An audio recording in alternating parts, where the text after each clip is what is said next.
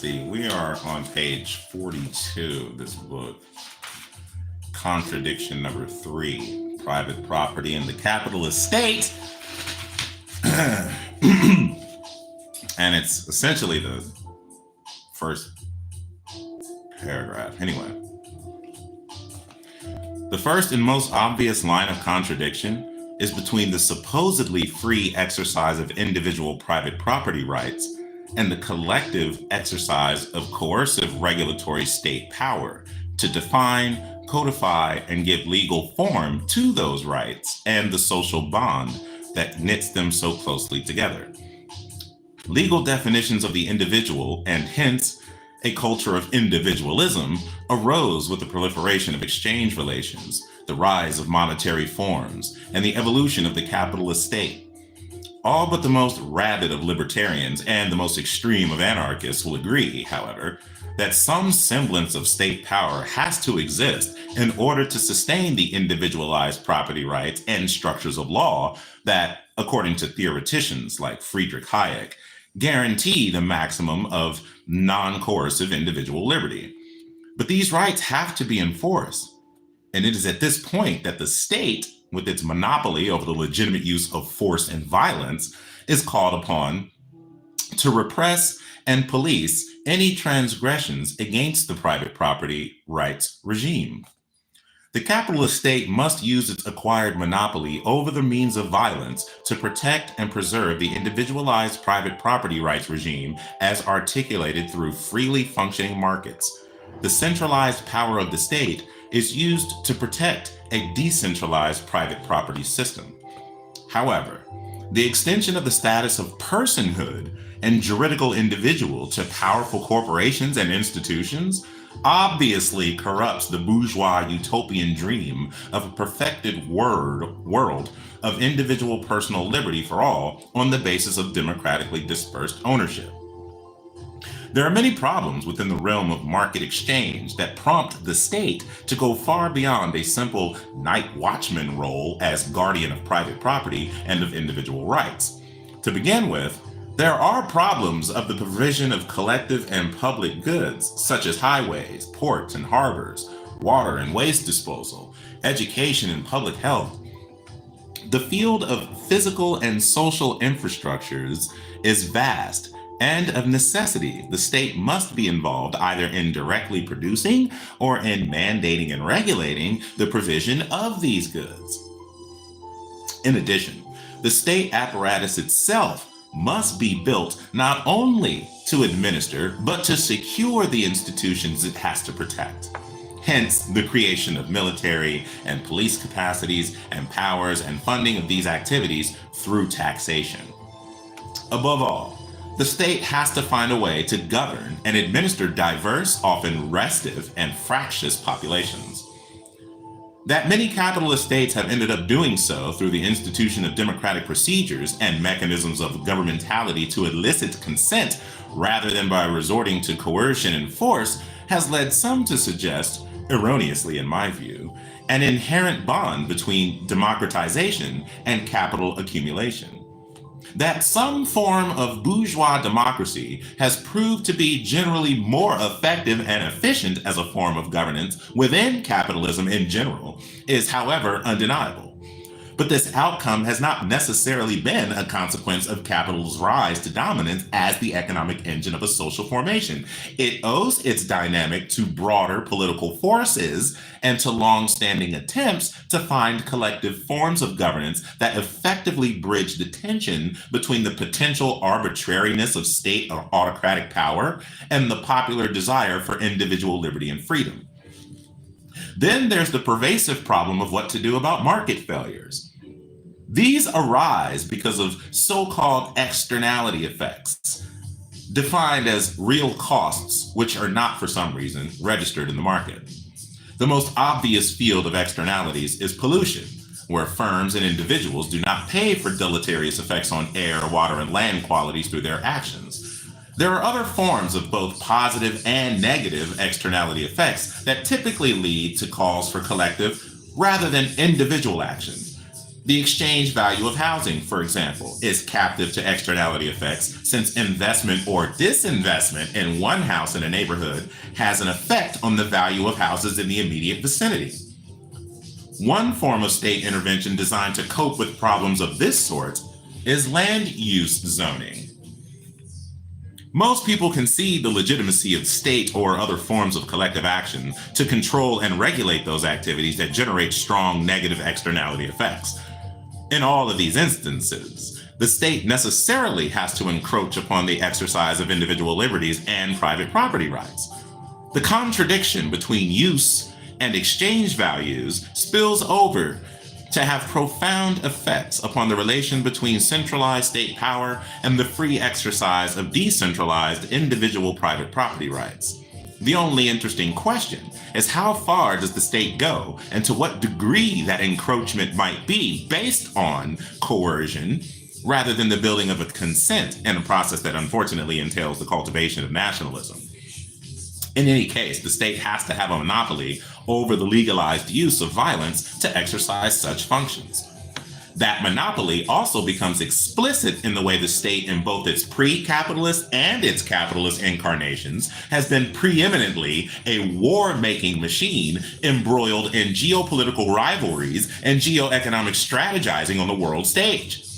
Within the framework of an emergent and perpetually evolving interstate global system, the capitalist state is involved in the pursuit of diplomatic, trading, and economic advantages and alliances to secure its own wealth and power, or more accurately, the wealth, status, and power of its leaders, and at least some segments of the population, by enhancing the capacity of property rights holders to amass more and more wealth in the territory in which they reside. In so doing, war, classically defined as diplomacy by other means, becomes a crucial tool of geopolitical and geoeconomic positioning in which the amassing of wealth, competitive power, and influence within the territorial confines of the state becomes a distinctive aim. But to fight wars and engage in such maneuverings, the state requires adequate economic resources.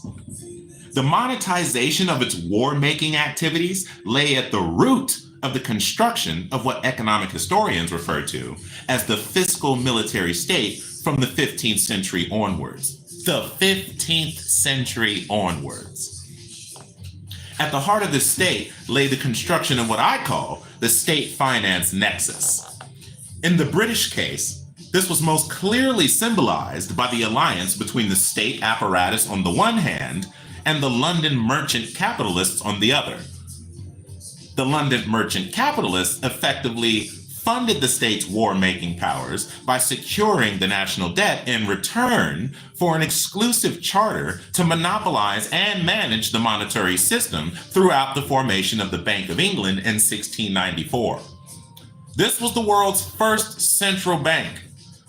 It subsequently became a model for the rest of the capitalist world to follow. This highlights a key relationship between the state and money. Silvio Gesell, I think, has it right when he says, quote, "Money requires the state. Without a state, money is not possible. Indeed, the foundation of the state may be said to date from the introduction of money. Money is the most natural and the most powerful cement of nations. The fact that money is indispensable and that state control of money is also indispensable gives the state unlimited power over money. Exposed to this unlimited power, the metal covering of money is as chaff before the wind. Money is as little protected by the money material from abuse of state power as the constitution of the state is protected from arbitrary usurpation of power by the parchment upon which it is written. Only the state itself, the will of those in power, autocrats or representatives, can protect money from bunglers, swindlers, and speculators on condition that those in power are capable of purposeful use of their power. That's actually assuming a lot, but anyway, up to the present that they never unfortunately possess this capability. Yet Gesell surprisingly suggests the security of paper money is greater than that of metal money. This is so preciously because paper money is secured by all the interests and ideals which weld people into a state. The paper money of a state can only go down with the state itself. The state, which is usually defined by its monopoly over the legitimate use of violence, acquires another key function. It must have monopoly power over money and the currency. There are two caveats to this argument. First, this monopoly power is generic to the state and not particular. The global monetary system is hierarchical in character. The US dollar has functioned as the reserve currency for the global monetary system since 1945, and the USA has exclusive rights of creation of that money. The monetary powers of other states are circumscribed because international debts are typically denominated in US dollars and have to be paid in dollars. An individual state cannot monetize its debts by printing its own currency because the immediate effect will be to devalue the local currency against the US dollar. There are other currencies which might be used for global trade: pound sterling, which used to be the global reserve currency, the euro and the yen, and maybe in the future, the Chinese yuan. I guess that's how you say that. I'm not really 100% sure. But anyway, but these have not so far threatened the position of the US dollar, and occasional proposals to replace the dollar with a market-based basket of currencies of the sort that Keynes originally proposed at Bretton Woods in 1944 have so far been rebuffed by the USA. Considerable benefits accrued to the USA, after all, from its control over the global reserve currency.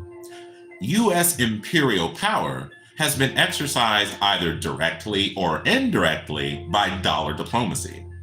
The hegemony of the US state in the world system is largely sustained by its control over the world currency and its ability to print money to pay, for example, for its excessive military expenditures. In the face of this, individual states may give up their role over their own currency. Ecuador, for example, uses US dollars.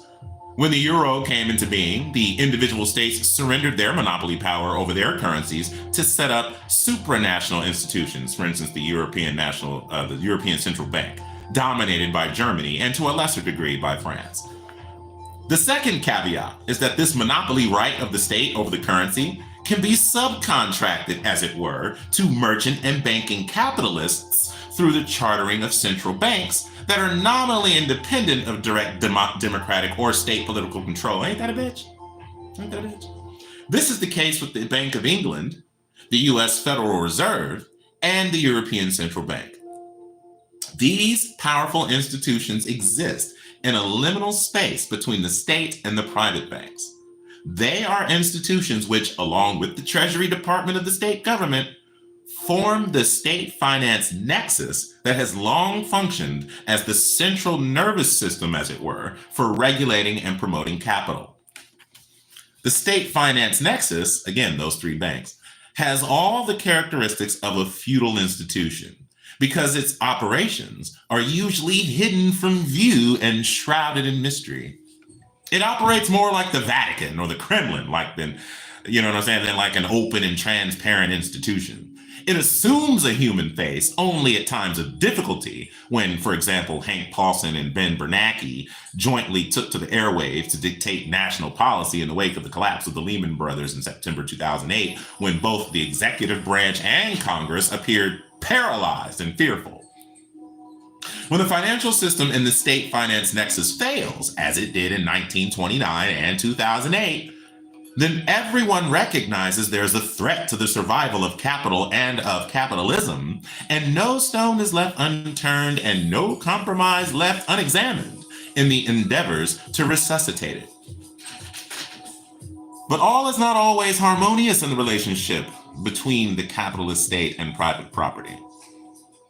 To the degree that the state embraces some form of democracy in order to counteract the absolutist and autocratic state forms that can be arbitrarily hostile or unreceptive to certain of the requirements of capital regarding, for example, freedom of movement, so it is opened up to populist influences of various sorts. If, as sometimes happens, it is captured by organized labor and left political parties, so its powers may be deployed to curb the powers of capital as private property. Capital can then no longer operate freely in many domains of the economy, such as labor markets, labor processes, income distributions, and the like. It finds itself forced to operate in the framework of a veritable regulatory forest that circumscribes its freedoms. From time to time, therefore, the contradiction between state and private property gets heightened into an absolute contradiction that pits public against private, state against market. Fierce ideological and political battles can erupt around this contradiction. But let me be clear, I'm not here trying to write out a general theory of what the capitalist state is all about. I'm simply drawing attention to those aspects and specific functions of the state that have to operate in a certain way to support the reproduction of capital. Given its powers of taxation and the state's susceptibility to political influences and interests, state powers can sometimes be redirected politically to economic ends in ways that trump private entrepreneurial activity and interests. During phases of social democratic political control of the sort that was set up in Britain after the Second World War, as well as in some European countries, and under various forms of dirigiste governmentality of the sort characteristic of France under de Gaulle, Singapore under Lee Kuan Yew, and many other East Asian states, including China, state institutions can be created and organized as economic agents that either assume control of the commanding heights of the economy or guide investment decisions. Government planning at a variety of scales takes center stage sometimes in competition with, but more often in partnership with, private and corporate activities. A large segment of capital accumulation then passes through the state in ways that are not necessarily directed to profit maximizing, but to social or geopolitical ends. Even in states most devoted to the principles of privatization and neoliberalization, the military-industrial complex is set apart from the rest of the economy as a lucrative trough at which private subcontracted interests freely feed. From the other end of the political spectrum, the manner of organizing state finances is something libertarians clearly see as profoundly contradictory to individual liberties and freedoms. It passes monopoly control over money and credit to a non-elected and undemocratic set of institutions headed by the central bankers. A critic like Theo Greco therefore argues, the politicization of money, banking, and finance has enabled the concentration of power and wealth into few hands, a situation that has been extremely damaging to societies, cultures, economies, democratic government, and the environment. National governments have arrogated to themselves virtually unlimited spending power, which enables them to channel wealth to favored clients, to conduct wars on a massive scale, and to subvert democratic institutions and the popular will. The privileged private banking establishment has managed to monopolize everyone's credit, enabling the few to exploit the many through their partiality in allocating credit by charging usury and increasingly exorbitant fees, and by rewarding politicians for their service in promoting their interests. The libertarian argument, which is by no means implausible, is that this was what subverted the possibility of a genuine bourgeois democracy characterized by the maximum of individual liberty from the 17th century onwards. This is the system that, in addition, forces compounding growth, invites environmental destruction, and rends the social fabric while increasing the concentration of power and wealth. It creates economic and political instabilities that manifest in recurrent cycles of depression and inflation, domestic and international conflict, and social dislocation. For this reason, both left and right wings of the political spectrum in the United States tends to be antagonistic to institutions like the Federal Reserve and the International Monetary Fund. The balance of the contradiction between private interests and individual liberties on the one hand, and state power on the other, has shifted most decisively in recent years towards the undemocratic, autocratic, and despotic despotic centers of the state apparatus, where they are backed by the increasing centralization and militarization of social control. This does not mean that the decentered powers of individual property owners are dissolved or even at risk. Indeed, those powers are enhanced as capital is increasingly protected against any and all forms of social opposition. For example, from labor or from environmentalists. Decentralization is in any case often an optimal strategy for maintaining centralized control. The Chinese have in recent times consciously deployed this principle very effectively. It is nowhere more evident than in the state organization of money power in commodity markets. Since I have in preceding sections frequently referred to the housing market and the crisis in the property market as an example, let me briefly explain how it all works in this context. Private property rights underpin home ownership, and capitalist states have systematically supported by various means the extension of home ownership to more and more segments of the population. This has in part been to ensure a continuous growth of the property market as a field of active and lucrative capital accumulation. But it has also performed a crucial ideological function, consolidating popular and populist support for the strategy of providing use values through exchange value mechanisms. In other words, support for the capitalist way. The active governmental support for home ownership in the United States, for political as well as economic reasons, consequently played its part in fostering the subprime mortgage crisis that brought down some of the major private investment institutions, but also brought the quasi-public institutions of Fannie Mae and Freddie Mac into the ranks of bankruptcy, from which they had to be rescued by temporary nationalization. So what then must the political strategy in relation to this contradiction between state and private property be?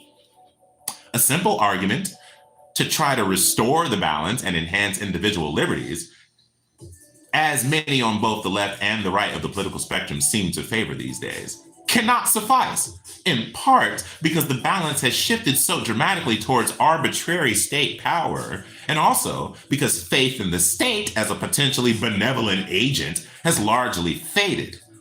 The return of the state to a pure night watchman role will only further unleash the powers of what is already a largely unregulated capital to do as it will without any social or long-term constraints. The only viable alternative political strategy is one that dissolves the existing contradiction between private and individual interests on the one hand and state power and interests on the other, and replaces that contradiction with something else. It is in this context that much of the current left concern with the reestablishment and reclamation of the commons makes so much sense. The absorption of private property rights into a comprehensive project for the collective management of the commons and the dissolution of autocratic and despotic state powers into democratic collective management structures become the only worthy long-term objectives. These objectives make sense when applied to money and credit. The reclamation of money and credit as a form of the democratically regulated commons is imperative if the trend towards autocracy and monetary despotism is to be reversed. Serving the activities of money creation from the state apparatus becomes imperative in the name of strengthening and democratizing collective liberties and freedoms. Since the power of the capitalist state rests in part on the twin pillars of a monopoly over the legitimate use of violence and monopoly power over monetary affairs and the currency, the breaking of the latter monopoly would ultimately entail a dissolution of capitalist state power. Once deprived of power over its monetary resources, the capacity of the state to resort to militarized violence against its own restive populations would be nullified. While this might seem far-fetched as an idea, something like it is already partially realized by the fact that the power of the bondholders is being used in countries like Greece, Italy, and Spain to dictate state policies towards their own populations. Replace the power of the bondholders by the power of the people, and this all too visible trend could just as easily be reversed. State power is, as already noted, generic rather than particular.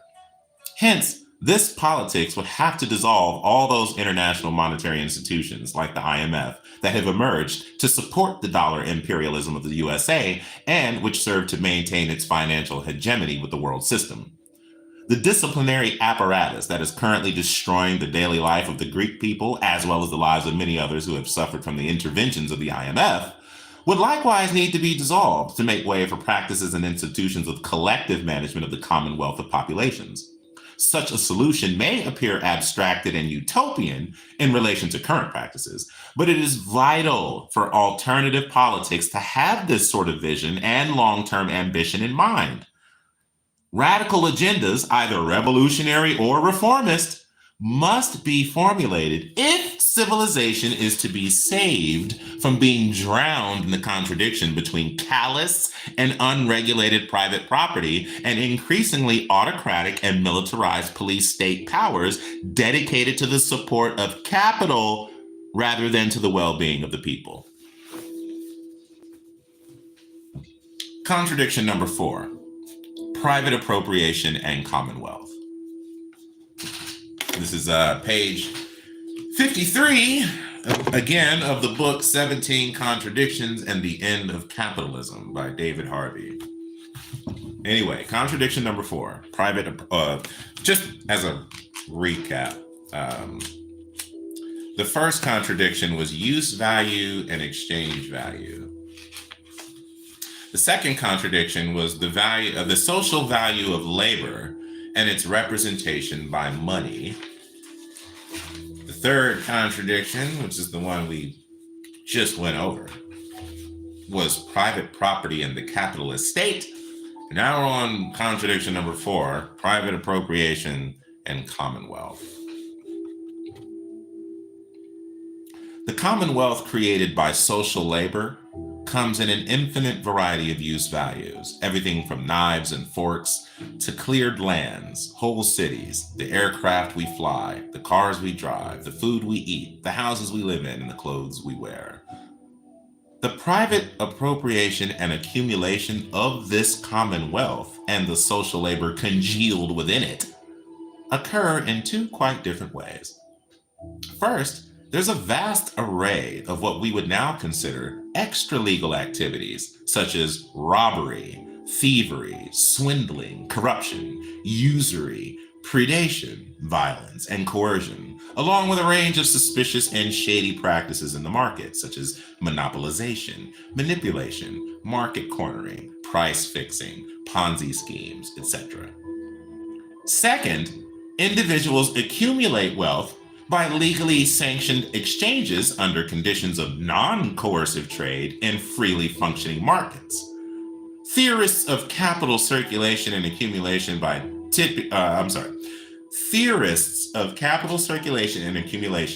typically exclude activities of the first sort as excrescences. What the fuck? Hold on, Brian. Okay, I'm going to assume this word is pronounced excrescences. That has to be how you say that. Excrescences.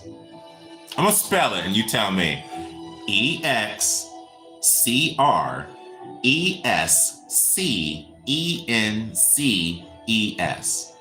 Excrescences. Anyway. Theorists of capital circulation, for the third time, theorists of capital circulation and accumulation typically exclude activities of the first sort as excrescences, external to the normal and legitimate functioning of the capitalist market. They build their models of capitalist circulation and accumulation on the presumption that only the second mode of private appropriation and accumulation of social wealth is legitimate and relevant. I think it's time we overthrew this convenient but profoundly misleading fiction promoted by the economic textbooks and recognize the symbiotic relation between these 2 forms of appropriation of both social labor and the products of that social labor. I make this argument in part on the simple empirical grounds that it's stupid to seek to understand the world of capital without engaging with the drug cartels, traffickers in arms, and the various mafias and other criminal forms of organization that play such a significant role in world trade. It's impossible to shunt aside as accidental excrescences, there's that word again, the vast array of predatory practices that were so easily identifiable in the recent crash of property markets in the United States. But beyond these obvious empirical reasons, there are strong theoretical grounds for believing that an economy based on dispossession lies at the heart of what capital is foundationally about.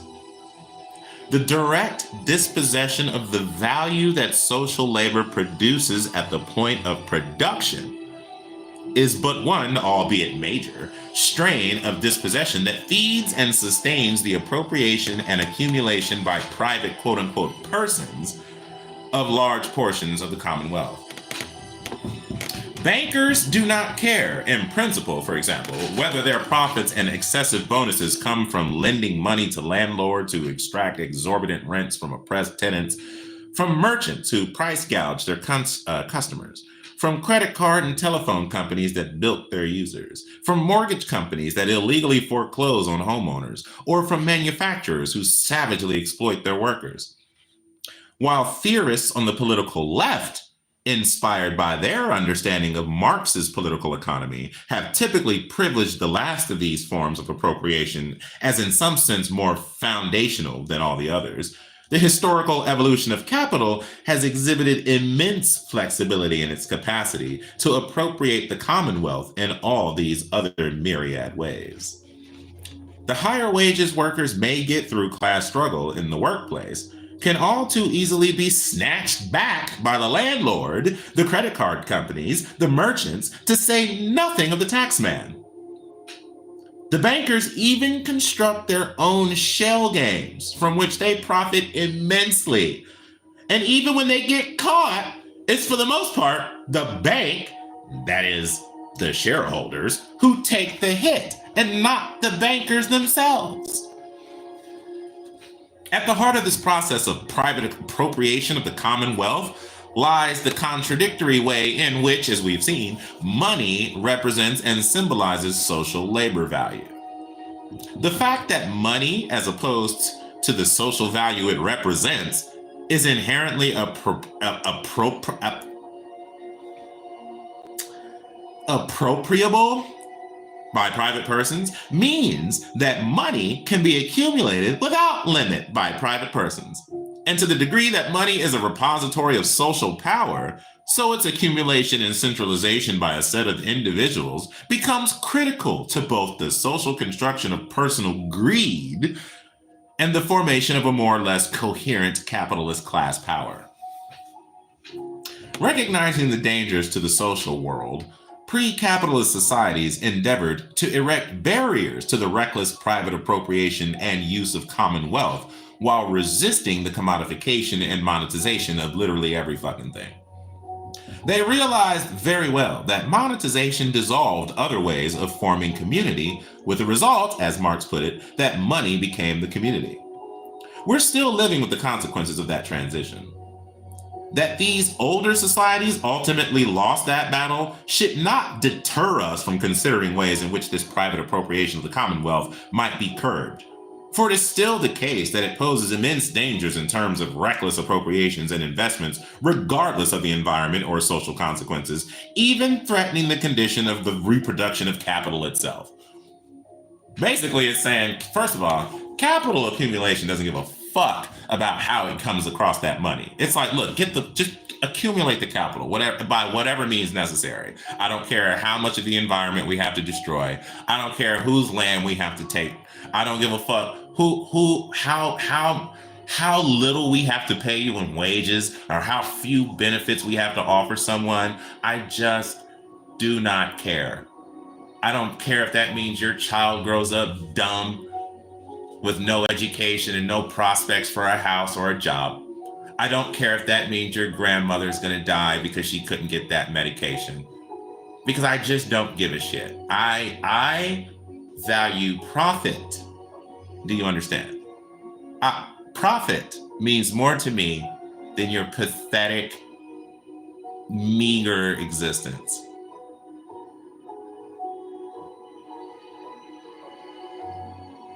Hashtag capitalism. Hashtag neoliberalism.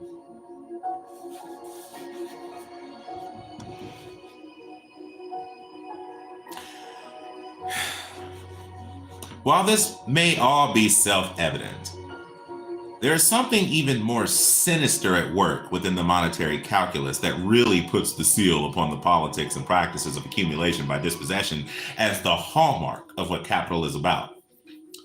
In the examination of how money works, we saw how the distinction between value and price opened a gap between the realities of social labor on the one hand and the ability to hang a fictional price label on anything, no matter whether it was a product of social labor or not.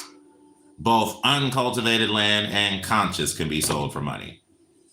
The gap between values and prices was therefore not only quantitative, such that the prices could move instantaneously up or down in response to any disequilibrium. What is happening? Okay, hold on. Hold on, bro. This is not a complicated word. In fact, let's back up, restart the sentence. Try again. The gap between values and prices was therefore not only quantitative, such that prices could move instantaneously up or down in response to any disequilibrium in demand and supply. There we go. But also qualitative, such that a price could be put on even such immaterial traits as honor, allegiances, and loyalties. This gap has become a yawning chasm as capital has expanded its range and depth within the passing of time. Of all writers, it was perhaps Karl Polanyi, an immigré Hungarian socialist economic historian and anthropologist, who ended up working and writing in the United States at the height of the McCarthyite scourge, who most clearly saw the nature of this phenomenon and the perils to society which it posed. His influential work on the Great Transformation was first published in 1944 and remains a landmark text to this day. The markets for labor, land, and money are, he pointed out, essential for the functioning of capital and the production of value. But labor, land, and money are obviously not commodities. Let me say that again. Labor, the work you fucking do, land, and that's pretty much self-evident, and money, which is supposed to represent that work that you did, these are not commodities. The fact that we have to say that is sort of sad, but nonetheless.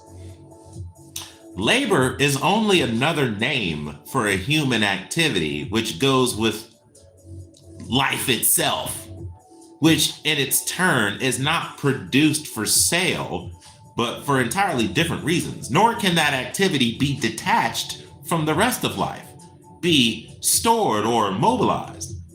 Land is only another name for nature, which is not produced by man. Actual money, finally, is merely a token of purchasing power, which, as a rule, is not produced at all, but comes into being through the mechanism of banking or state finance. None of them is produced for sale. The commodity description of labor, land, and money is entirely fictitious.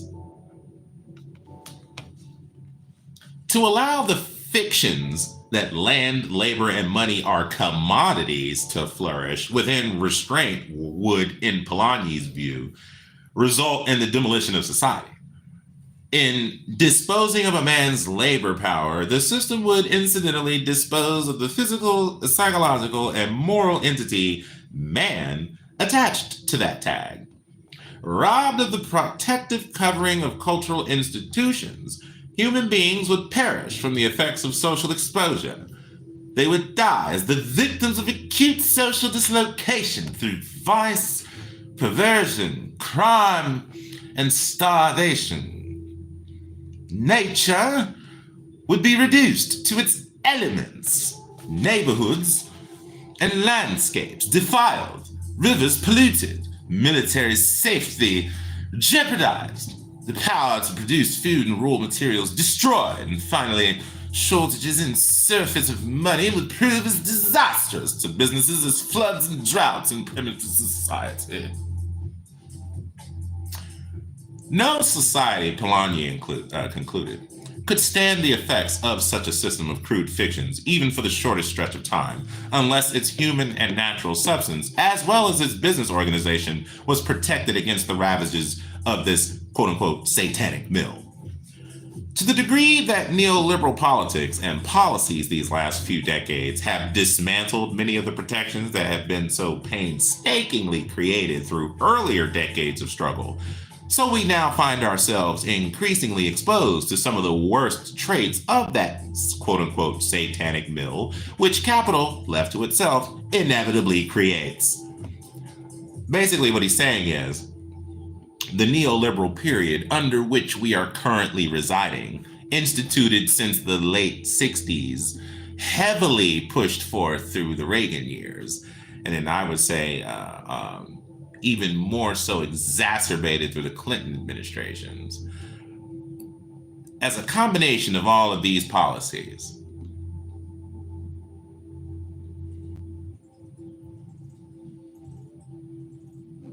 a combination of these policies is defined as neoliberalism to some extent.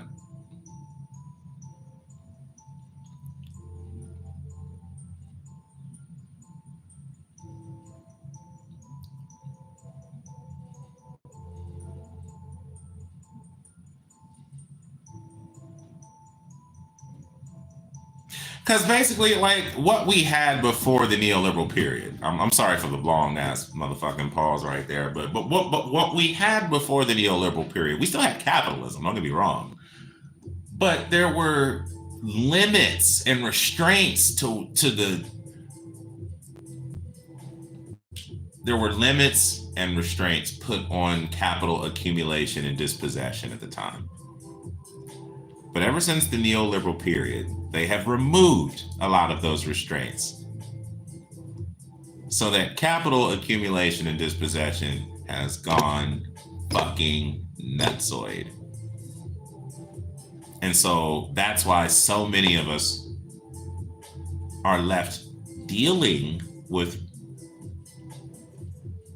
the ramifications of those policies, of those presidents, of those policy initiatives. Like, we're suffering through that, and we have been suffering through that. Anyone my motherfucking age, I'm 42. Anyone who's my age, you were pretty much born right when it got fucking terrible. Like, you were born in 1980, 81, 82, you know. You was born at that time. You was born right at the time when everything started to hit the fan. You know what I'm saying? Like, the neoliberal policies that were instituted during the late Nixon administration, and that Reagan just sort of like, Reagan really put, like, Nixon got the ball rolling. Motherfucking Reagan picked the ball up, dribbled it down the court with nobody stopping him. And then he alley-oop it to motherfucking Clinton. You know what I'm saying? And Clinton slam dunked that motherfucker. You know what I mean? But then, that's all I'm saying. Like, we ain't had nobody in charge but a bunch of motherfucking neoliberals, dog. They all fucking suck. They all fucking suck. Nixon sucked. Reagan sucked. Kennedy sucked. Bush sucked. The other Bush sucked. Fucking Obama sucked. Clinton sucked. Trump sucked. Biden sucked. They all fucking suck. They all fucking suck. Because they're all part of the motherfucking establishment. When are y'all gonna fucking understand that? Like, I don't get you motherfucking Trump supporters, or you hardcore Biden dick riders. I don't get it. Or you motherfucking Obama cocksuckers. I don't fucking get it. Like, they're all part of the establishment. What don't y'all understand? They all are there only to enrich themselves and for the corporations who donated so heavily to their campaigns. Like, you are anathema to the establishment. You don't fucking matter to the establishment, and they all make up the establishment. If you are not rich, you're probably not part of the establishment. And even if you are rich, that doesn't necessarily automatically make you part of the establishment. You have to have some sort of level of power and influence, as well as being rich. Like, you know what I'm saying? In order to be part of the establishment. Because the establishment is the banks, the military-industrial complex, the media, and Washington. That's the motherfucking establishment. You know what I'm saying? You can't... I just don't understand how you don't understand that. How you don't grasp that concept. Why you think shit's been getting worse year after year, regardless if we've had a fucking quote-unquote Democratic president or a Republican president? Hasn't fucking made any goddamn bit of difference. You might feel like under one president, oh, well, we got a few more crumbs than we got from the last president. Or you might even just be fooling yourself into thinking you got more crumbs. No, you didn't. You ain't getting no more motherfucking shit. If anything, they're trying to take as much from you as possible and disguising that shit as something else. They're going to take some shit from you and make it seem like they're giving you something. I don't know why would you... I mean, don't get me wrong. Like, when Obama was president, I used to ride so hard for him. But that was only because I was following what mainstream media had to say about Obama. And all they did was fawn over Obama. Like, you couldn't even damn near talk negative about Obama. But then I watched Trump jump into the presidency, and it was almost like it didn't matter what Trump did. The media was like, fuck him. You know what I'm saying? I'm like, damn. Like, so, I mean, he did... Not literally everything he said or did was worth covering. You know what I'm saying? And not literally everything he said and did was fucked up. Now, I can't necessarily give you an example. Okay, I'll give you an example. When he, when the pandemic hit, as much as he fucked that response up, he did at least start the vaccine process, ramped up that process, Operation Warp Speed. He at least did that. I'll give him that. I don't know that the left-wing media ever, if you want to call it, I really don't believe there's any left-wing media in mainstream media, but nonetheless, I don't think that they ever gave him credit for that. Like, well, at least he did that. That was what's up. Nope, I don't think they ever did that. Like, I don't, because the reason I say that is because most of whatever good you can point out that Trump accomplished is completely overshadowed by the amount of negative shit that he did, or the impacts of shit that he did or said, or policies that he went ahead and pushed through, you know what I'm saying, at your expense. And it's like,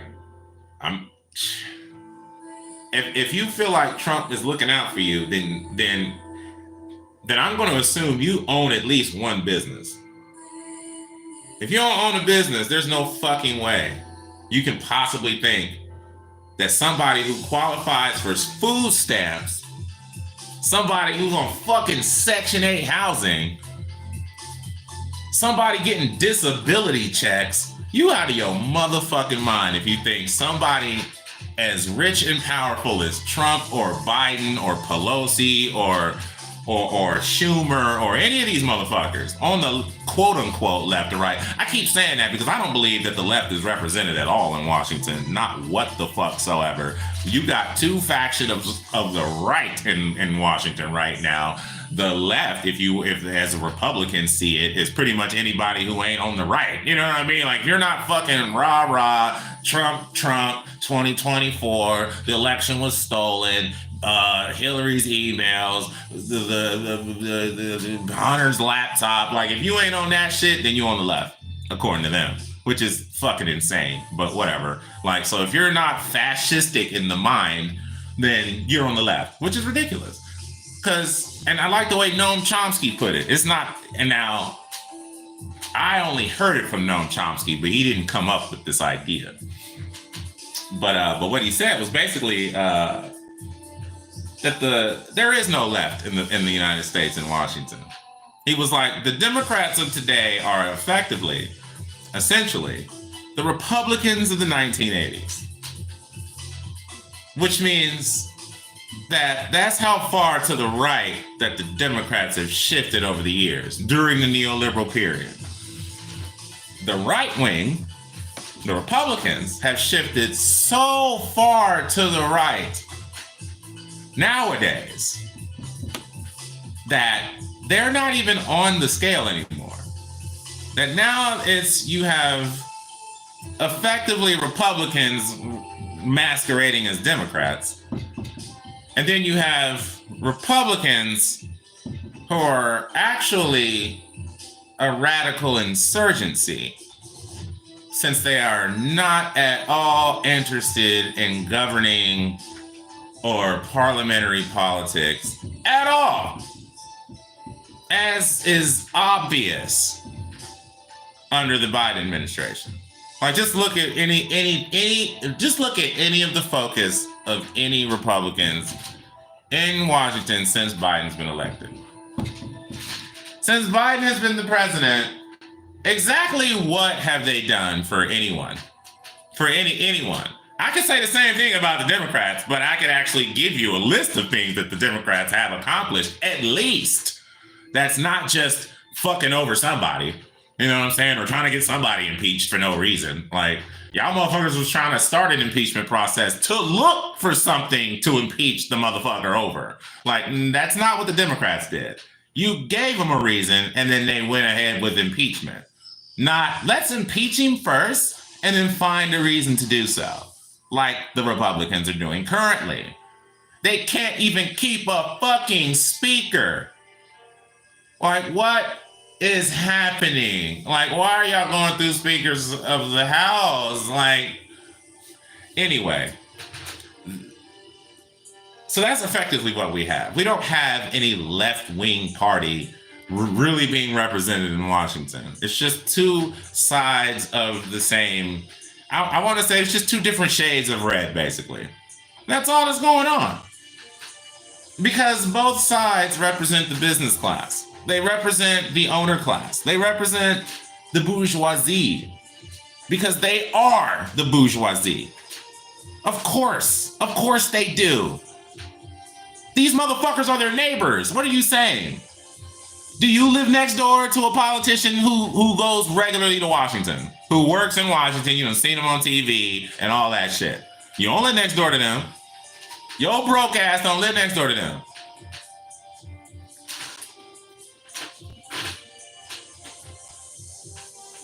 You shop at Walmart. Get the fuck out of here. Like, you think the bourgeoisie are shopping at Walmart? You think the bourgeoisie are walking into a brick and mortar Walmart store to buy groceries? Are you out of your mind? Y'all ain't even in the same, we're not in the same world as the property owner class.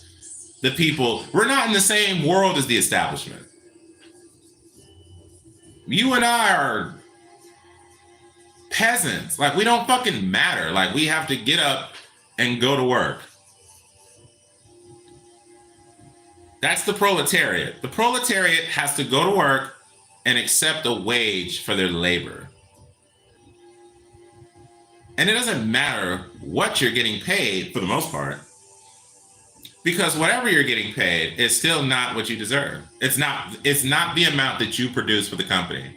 So if they can afford to pay you, say, $12 an hour, how much do you think you actually provided them? And you know what I'm saying?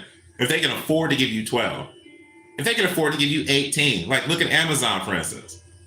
I don't know exactly what the starting wage is, but I know a couple people that work at Amazon, and just like in the door, they was already making like 18, 19, $20 an hour.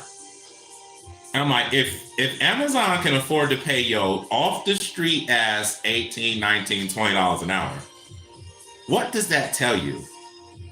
They can afford to pay you that in the door.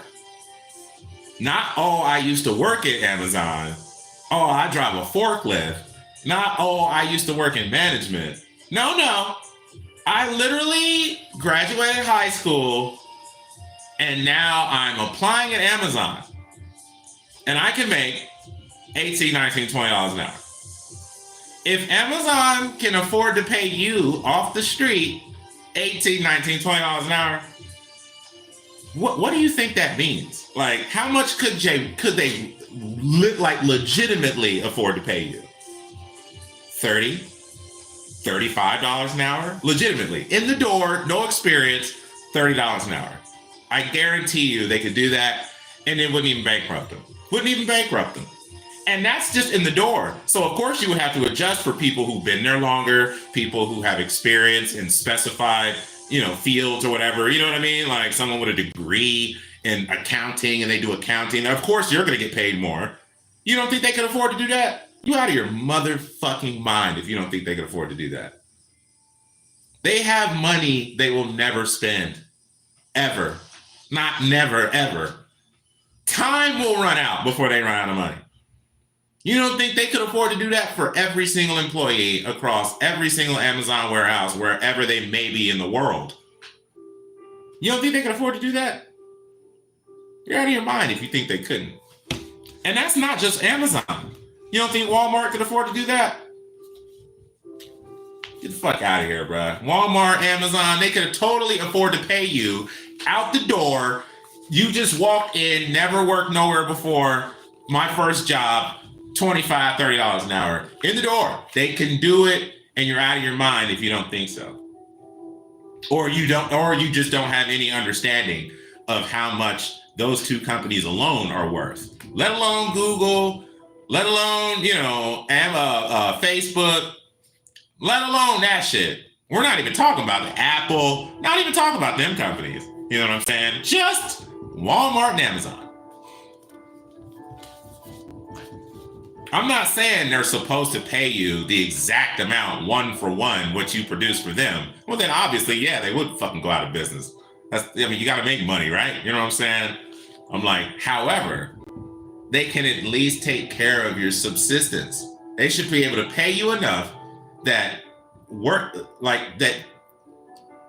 living check to check is a thing of the past. Like dinosaurs and polio or some shit. You know what I'm saying? Like living paycheck to paycheck should no longer exist in America. It never should have existed, but considering now how much money there is just circulating in this country alone is insane. There should be no poor people in America. There should be no hungry people in America. There should be no uneducated people in America. There should be no one going bankrupt simply for going to see the doctor. Simply for getting a cavity filled or some shit.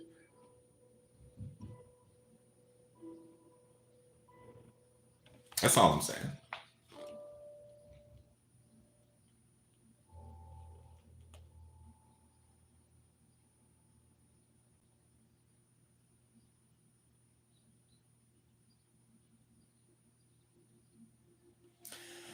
No society, Polanyi concluded, could stand the effects of such a system of crude fictions, even for the shortest stretch of time, unless its human and natural substance, as well as its business organization, was protected against the ravages of this satanic mill. To the degree that neoliberal politics and policies these last few decades have dismantled many of the protections that have been so painstakingly created through earlier decades of struggle, so we now find ourselves increasingly exposed to some of the worst traits of that satanic mill, which capital left to itself inevitably creates. Not only do we see around us abundant evidence of so many of the collapses that Polanyi feared, But a heightened sense of universal alienation looms ever more threatening as more and more of humanity turns away in disgust from the barbarism that underpins the civilization it had itself constructed. This constitutes, as I shall argue by way of conclusion, one of the three most dangerous, perhaps even fatal, contradictions for the perpetuation of both capital and capitalism. How the commodification of labor, land, and money was historically accomplished is in itself a long and painful story, as Marx's brief history of so-called primitive accumulation in Capital outlines. The transformation of labor, land, and money into commodities rested on violence, cheating, robbery, swindling, and the like. The common lands were enclosed, divided up, and put up for sale as private property. The gold and silver that formed the initial money commodities were stolen from the Americas. The labor was forced off the land into the status of a free wage laborer who could be freely exploited by capital when not outright enslaved or indentured. This is what you call dispossession. Okay, these are forms of dispossession, slavery, you know what I'm saying, wage laboring. This is all dispossession. Such forms of dispossession were foundational to the creation of capital. Get the fuck off that land, motherfucker. It's ours now. Fuck you, it's mine. Bitch, I'm the one with the guns. Move, you peasant Indians. We need this land. And we need it to get worked. But look, check it out. We don't really want to do it, so come here, you fucking Africans. Come do this fucking work that we have no interest in doing, but absolutely need to do. You come do it. And then from all the money we're amassing, all the wealth we amassed, because we didn't have to pay a single fucking one of you. We didn't have to necessarily house you, clothe you, feed you, but we did so just enough in order to make sure that you can get back out there and work and pick more fucking cotton, you piece of shit. Because that's what America's all about. Dispossession. Because we're all about capital. And capital doesn't give a fuck about you.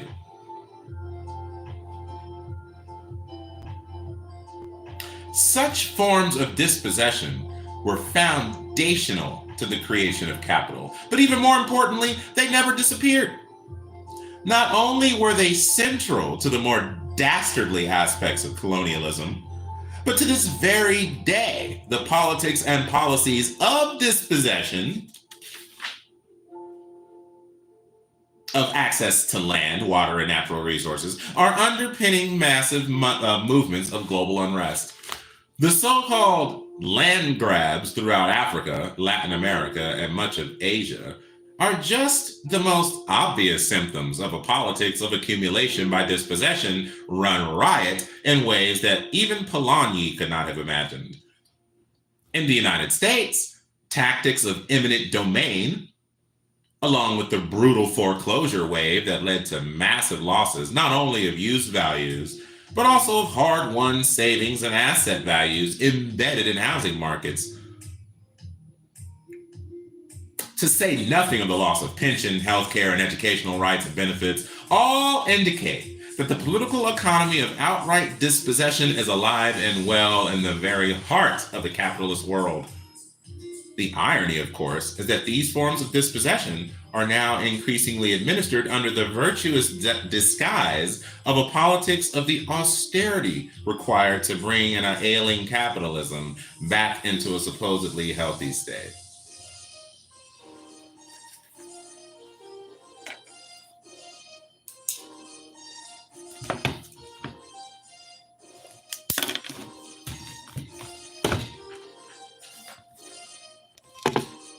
I had to pause there, man. I need some motherfucking coffee.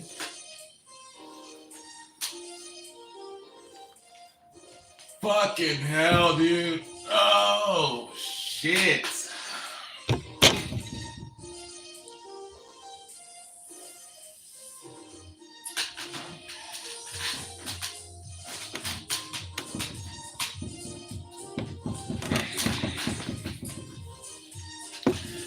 And I need a cigarette. And I need to roll a blunt.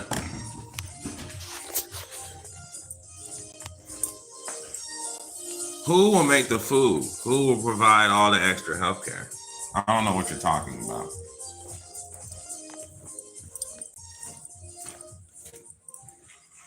Like, I feel like if you really want to have an informed opinion about something, why don't you do research on this shit? Like, I don't get it. I don't get why people are so, like, you know what I'm saying, reluctant to read. Like, it's not, like, I get it can be daunting at times, you know what I'm saying, depending on the subject matter. But, I mean, if you want to know shit, right? You know what I mean? You want to be informed. You don't want to just be a dumbass believing whatever the fuck somebody tell you. You know what I'm saying? Gotta do some research. You feel me?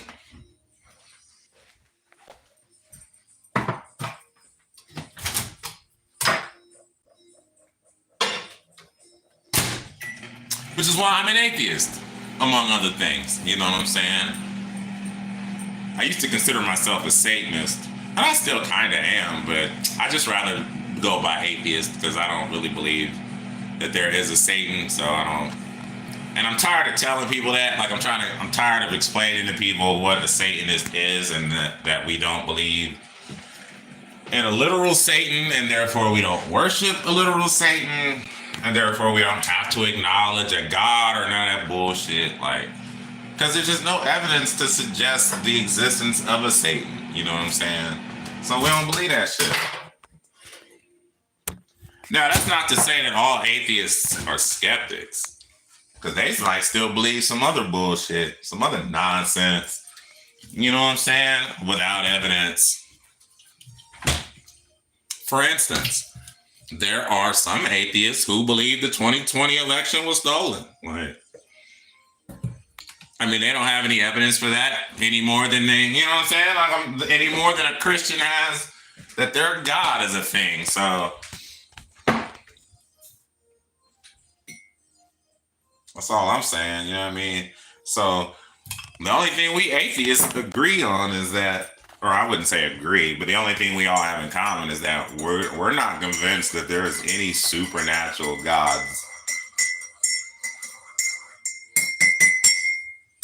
Because I honestly think money is the God of America. I don't give a fuck what any Christian says. Like, no, you worship money first and foremost. I don't give a fuck what you say. You know what I'm saying? You worship money. You can't even prove otherwise to me. Don't be like, well, I need a place to live. I need clothes and shit. No, you don't. That ain't what Jesus said. He was like, what the fuck you need that shit for? Oh, that shit's temporary. All this is gonna go away. You just need to walk with me. You don't need that stuff. Sell it all. Sell your clothes and give the money to the poor, he said. So what the fuck you need clothes for? Oh, it's against the law. What law? Whose law? God's law? Or the law? Like, I know you ain't putting the man's law above God's law, right? I know you're not doing that. I know that's not the argument you're trying to make. Like, get the fuck out of here. Nah, dog. Jesus said, sell your shit. Give it to the motherfucking poor. And you're like, Dave, I am poor. So I'm good. No, the fuck you're not. Not to God you ain't. Not to Jesus you ain't poor, motherfucker. You got a goddamn cell phone. You got a goddamn internet connection. You're not poor. You need to somehow sell that phone. You know what I'm saying? You need to sell this motherfucking phone and get that money to the poor. Someone poorer than you, apparently. Like, and then when you as poor as that motherfucker, I guess you'll be closer to Jesus. Does that mean that, like, every homeless motherfucker with a sign on the end of a highway on ramp talking about God bless you, anything will help, that motherfucker is way more holy than you, way more saved, you know what I'm saying, or whatever the fuck? Is that what that means? Like, because he don't have shit. Oh, no, you're like, no, because he's standing there with clothes on. I'm like, so I guess you're right. Like, He should have sold his clothes. You know what I'm saying? Where are you gonna sell? Why did Jesus feel like that was the answer to everything? Like, just sell your shit. Like, if all I have is the clothes on my back, how much money am I legitimately gonna make from this just cheap ass, worn, overly used shit? You know what I'm saying? And like all my clothes, because Jesus wasn't exactly walking around naked. You know what I mean? Like, so is there a limit to how much I can keep Jesus or whatever the fuck? You know what I mean? And then sell the rest. I'm just asking. You know, he wasn't exactly clear about that.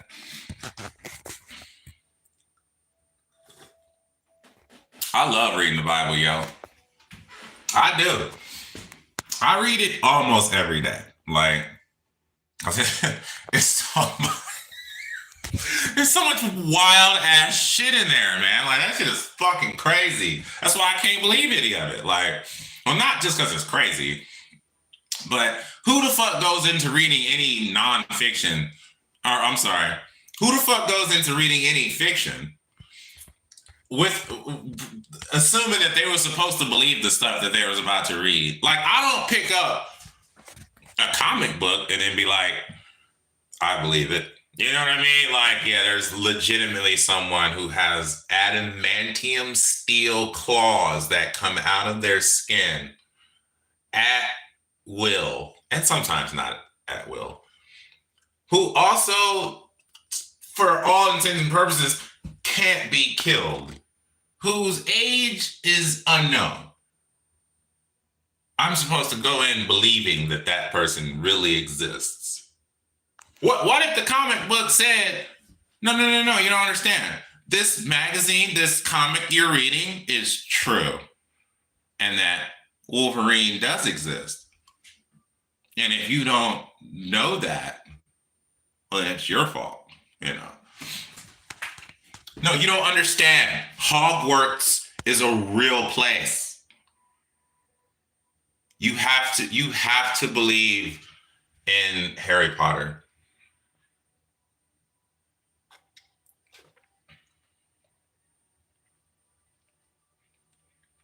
You must bow to the Sorcerer's Stone. Otherwise, Satan will send his fantastic beasts. I don't fucking know, but I'm not supposed to believe this shit. Why do you believe this shit? This shit is nonsense. What the fuck? Christians are crazy. No, they're not. But Christianity is a crazy ass ideology. And for someone to just believe that shit, it's wild to me. Like, it's just fucking insane to me. Like, even when I was taught that shit growing up, I can't say I genuinely believed it. I just accepted it. Like, all right. I mean, if you say so. But when I actually started to think about this shit, I was like, wait, hold on, dog. How the fuck do we know any of this shit? You know what I'm saying? Like, how the fuck? So, hold on. You know, like, just a lot of shit didn't make sense. But I wasn't intellectually curious enough at the time to actually investigate the shit.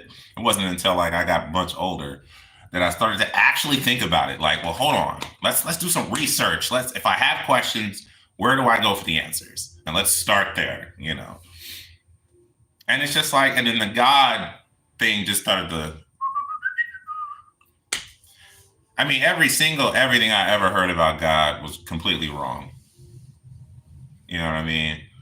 Or at least it was either these people misunderstood something, or you're lying to me. Like, remember when, like, I don't know if you growing up, but like me growing up, I heard motherfuckers talking about God will strike you down. I don't know exactly what needs to be said to your God for me to be struck down by it.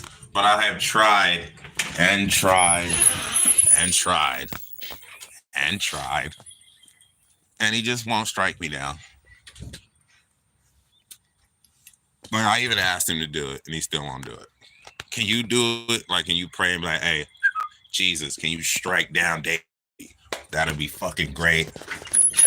And see if he do it. Like, because I've been asking. Like, they used to tell me, like, you can't say that.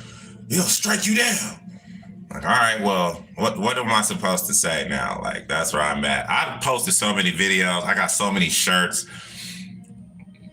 Like, I'm asking for him to do it. Like, what's, you know what I mean? Like, strike me down, motherfucker. What do I have to say? Fuck Jesus. Jesus can suck my dick. Christianity is stupid. There's no heaven, there's no hell, there's no Satan. The Holy Spirit ain't shit.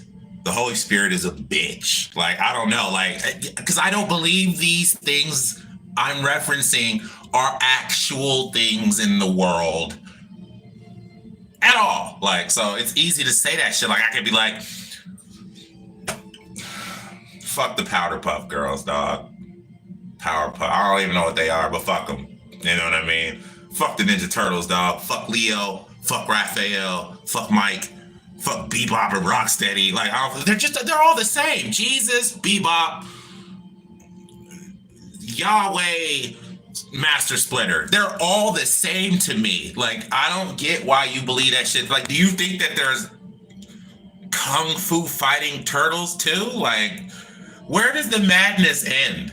Like, legitimately, where does it end? Where does it stop? Like, if we're already in the realm of beings that exist beyond space and time, but yet can interact in space and time without being detected by science, only through those who accept the delusion does it come to them in forms of dreams. Because of course, an all-powerful God that can't regrow limbs. That's just something without its, you know, he just can't do it. Like, or he just doesn't, he doesn't want to. I'll give you that. Maybe he doesn't want to. You're like, nah, man, you lost the limb. It's your fault. I'm not in the limb growing. I gave up limb regrowing back in the 14th century. I don't, not that I did it then either, but I felt like if I was going to do it, I would have stopped around then. I just haven't had the need. No. Your God's so powerful, but he can't regrow limbs. Ain't that a bitch? What kind of all-powerful God is this? You can't regrow human limbs. That's a stretch for you? You can create life, as Christians like to give you the credit for. You can create life and galaxies and suns and supernovae and microorganisms and devils and hells and heavens and all that. You can do all that, but you cannot grow a human limb back. Like, you can only cause the process to happen, I guess, at birth. But then once it grows initially, that's all you can do. Although there is certain biological organisms that do regrow their limbs. We're just not one of them. I thought we was the apex species. How come we can't regrow limbs? That's not fair. I thought we were the expert apex, top of the fucking evolutionary chain, as Christians like to completely misrepresent evolution. I thought we was at the top of the evolutionary chain. Well, how come I can't run as fast as a cheetah? How come I'm not as strong as a full-grown male gorilla? How come I can't fly like a bird or fucking see like an eagle or hear like a whale or whatever? Like, how come I can't do any of that? Like, I thought I was the apex, top of the fucking evolutionary scale, ladder or whatever. Like, I can't do any of those things. How come I can't live underwater? Like, just, I jump into the water right now and just live there. No equipment, just me in the water. How come I can't do that? Fish can do that. Thought we was the apex, you know. It don't make any sense. I'm just saying, like, Christian claims are so unwarranted, unsubstantiated, and ridiculous. They don't comport with reality, and you shouldn't believe them. You just shouldn't, because it's ridiculous. And you're a ridiculous person if you believe unsubstantiated claims. Like, what are you doing? I mean, I understand if you're like 6, you know what I'm saying? But like, come on. You know what I'm saying? Like, if you're 16 or older, like, what are you doing? Like, really? I mean, if we're in the realm of believing that, then what won't you believe? Like, do ghosts exist, spirits and apparitions and unicorns and fairies and pixies and anything else we can imagine? Just any wild other thing we can come up with. Like, I mean, who's to say it doesn't, right? I mean, isn't that how you operate? Like, you can't prove it doesn't exist, so therefore it does. Like, all right, well then shit. Ninja Turtles exist then, I suppose, you know. Maybe there really is a Superman out there. How would he be any different from a god, really? Like, but anywho, like, yeah, I mean, where do you draw the line? You know what I'm saying? Like, oh, no, gods and devils and like, we just all over the place, huh? Like, there's just, what couldn't you believe then? Like, fuck it. And you have faith? Like, so you just believe it on faith, just cause, you know. Your reason is literally because. Like, hey, why do you believe in God? I have faith. At the end of the day, I have faith. And all I just heard you say was, because.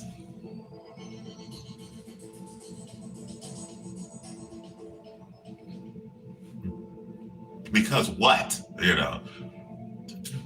Just because. Like, I don't have any legitimate empirical evidence that would give any warrant to me holding this belief, but I believe it. It's like, all right then. You know what I mean? Like, that, I don't get that. I don't understand that. I've never heard an argument for God that didn't involve at least two logical fallacies. At least two. You know what I'm saying? I haven't heard a lay person's argument for God and they didn't refer to some already completely useless argument that's been debunked time and time again.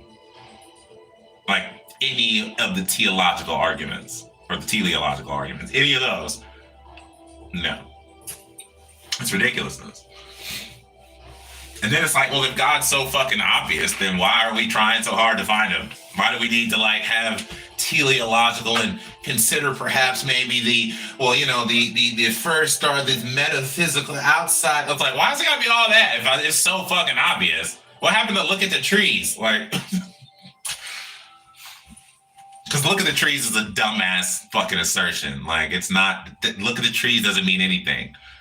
You may as well just say, well, look at yourself, which some of them do say. I'm like, you're just making another claim. You're just saying you are created by God. Trees were created by God. You know, and it's like, that's not evidence. That's just you claiming that. Where is the evidence that your God, A, exists and B, did anything at all? Like, get the fuck out of here. You just said, well, the Bible says it. I don't give a shit what the Bible says. At all. It has no relevance, really, to reality. Unless your Bible is the complete pantheon of science books that we have available today, then all right. But if you're talking about that Jesus shit, get the fuck out of here. That shit, the stories aren't even interesting. Compared to stories we've had written today, like, the fuck out of here. The whole Jesus story isn't even interesting. And it's not unique. Like, so he rose from the dead. That apparently wasn't an uncommon occurrence at that time, at least according to the book. Like, he wasn't even, didn't Lazarus rise from the dead? So it's not like Jesus was the only one who rose from the dead. Lazarus apparently rose from the dead in the book. Not only all of those other zombie motherfuckers who rose from their graves. Like, isn't that resurrecting? Like, so him having resurrected isn't even special, you know? You know how many different gods were born through an immaculate conception? So it wasn't even Jesus. Jesus wasn't even the only one, nor was he the first. He's not fucking special. Like, I don't fucking get it, Christians. What is wrong with you? Like, and I'm not saying Christians are dumb.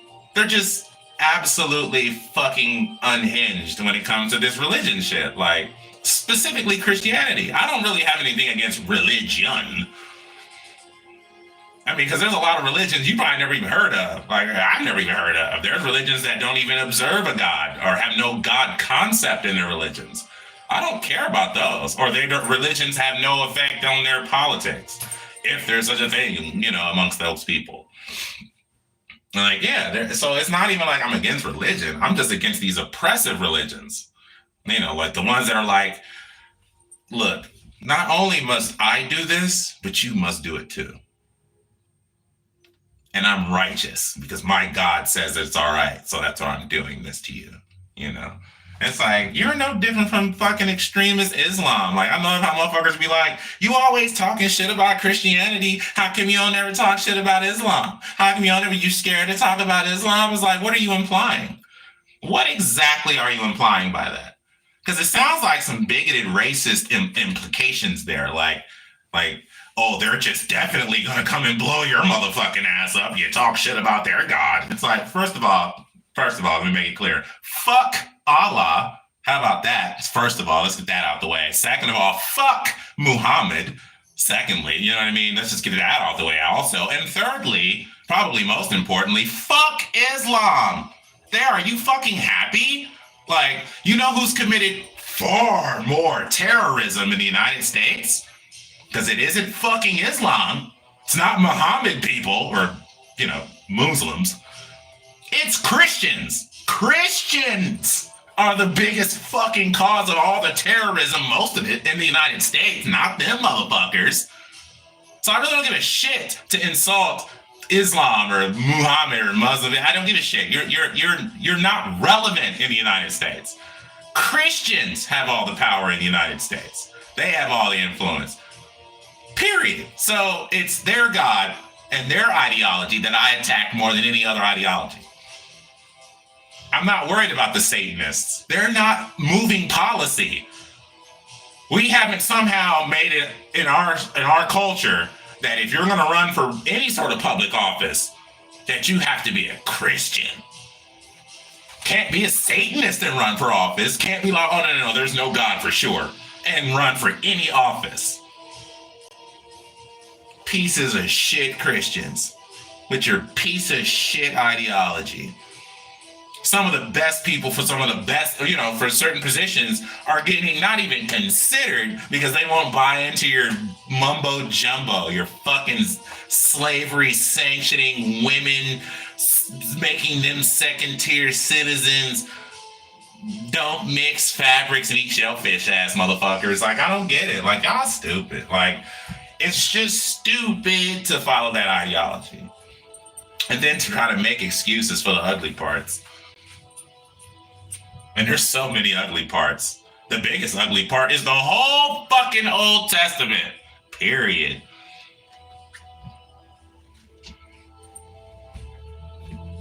Get it together, motherfuckers. Get it together, Christians. Like, just straight up, get it together. Read a motherfucking science book. Read a logic book. Read them both. Like, and then just think, how do you come to know anything? You want motherfucking evidence, not just like somebody said something. Because that's all y'all got. It's like, well, he said this and they said that. Which is already a logical fallacy in its own. But you're going to go to some other logical fallacy. Well, this many people, fallacy. Well, I don't see how it could possibly be fallacy. Like, come with some fucking evidence. Come with a logical argument. I thought your God was just evident. No, he's there. See how clear it is? Like, you can see this fucking red paint, as fucked up as it is. You can see it. That's obvious. Your God is not obvious. It's obvious that you are delusional. But outside of that, your God is not obvious. So let me make it clear. Fuck Allah. Fuck Jehovah. Fuck Jesus. Fuck Muhammad. Fuck the Nation of Islam. How about that? Fuck Christianity and all of its stripes. And to Christians and Muslims and anyone else of any other of these stupid fucking religions, grow up. Grow up. Don't get me wrong, I need to grow up on some shit too. You know what I'm saying? I too need to grow up. Look at the way I wear my hat and shit. You know what I'm saying? Like, yeah, sure, whatever. I don't give a fuck. But it's not hurting anyone. I don't vote based on how people wear their fucking hats.